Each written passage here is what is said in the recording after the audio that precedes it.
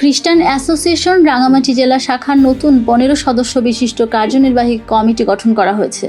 শুক্রবার রাঙামাটির তবলছড়ি বন্ধু যিশু টিলা ক্যাথলিক চার্চে আয়োজিত এক সাধারণ সভায় এ কমিটি গঠন করা হয়।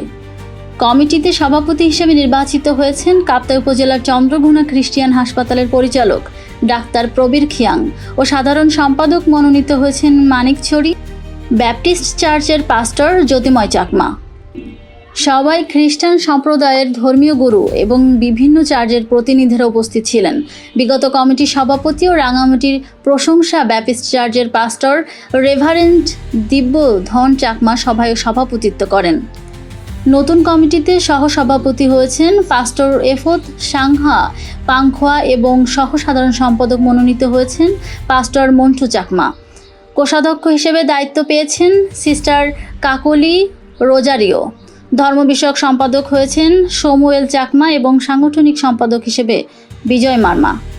মহিলা বিষয়ক সম্পাদক হিসেবে রয়েছেন সুপর্ণা বাড়ই এবং যুব বিষয়ক সম্পাদক হয়েছেন প্রিন্সিপাল অমর চাকমা। আইন বিষয়ক সম্পাদকের দায়িত্ব পেয়েছেন রনেসাম পাংখোয়া। স্বাস্থ্য বিষয়ক সম্পাদক হয়েছেন ডাক্তার স্বর্ণা বাড়ই এবং প্রকাশনা বিষয়ক সম্পাদক হিসেবে দায়িত্ব পালন করবেন পাস্টর জয়মণি চাকমা। সাধারণ সদস্য হিসেবে রয়েছেন পাস্টর ভানরেম পাংখোয়া, উত্তম গমেজ এবং জুয়েল টিসফেন দাস। 3 সদস্য বিশিষ্ট উপদেষ্টা পরিষদে আছেন বিগত কমিটির সভাপতি reverend Dibyadhan Chakma, Rangamati saint Joseph Catholic চার্চের পাল পুরোহিত ফাদার মাইকেল রয় এবং চট্টগ্রাম ও পার্বত্য চট্টগ্রামের পালক প্রধান রেভারেন্ড রোনাল্ড দিলীপ সরকার।